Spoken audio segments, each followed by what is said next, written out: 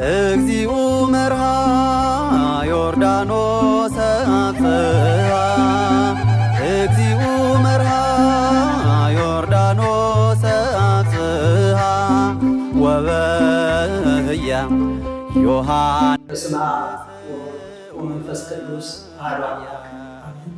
በመላው ዓለም የምትገኙ የማኅበረ ተዋሕዶ ኦርቶዶክስ አባላት የቅድስት ቤተክርስቲያን ልጆች የመንፈስ ቅዱስ ልጆቻችን ሁላችሁም እንኳን ለጌታችን ለመድኃኒታችን ለኢየሱስ ክርስቶስ በዓለ ጥምቀት እንደዚሁም ለቃና ዘገሊላ በዓል በሰላም በሕይወት ጠብቆ አደረሰን አደረሳችሁ እያልን መልካም ምኞታችንን እንገልጻለን። በዓሉን በተመለከተ መልእክት እንዲያስተላልፉ የእንኳን አደረሳችሁ መልእክቱን ጨምሮ ደግሞ ከዛ በተጨማሪ በዚህ የጥምቀት በዓል ያለው የእግዚአብሔር መንፈስ ቅዱስ መልእክት የእግዚአብሔር መልእክት ምንድን ነው? ለእኛ በበዓሉ እናገኘው ጥቅም ምንድን ነው? በበዓሉ የተደረጉ ተአምራት የተከሰቱ ክስተቶች ምን ምን ናቸው?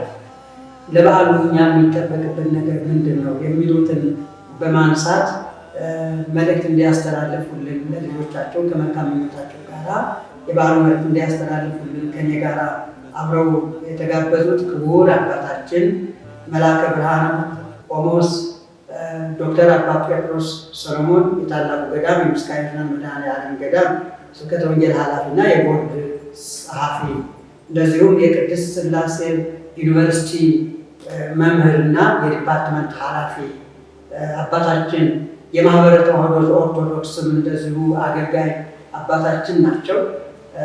አባታችን እንኳን ደህና መጡ ብላለሁ። እንኳን ደህና መጡ፣ እንኳን አደረሰዎት።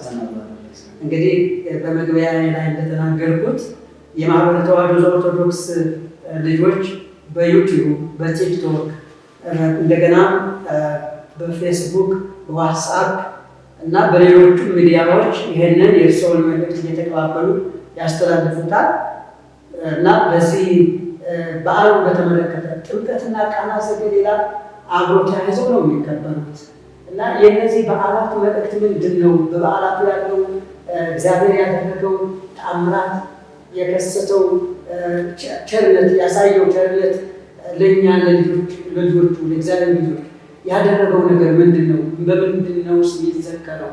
እና በዚህ ላይ መልእክቶችንና የእንኳን አደረሳችሁ መልእክቶችንና ምኞቶችን እንደዚሁም የበዓሉን ታሪክ እግዚአብሔር ባቀረበው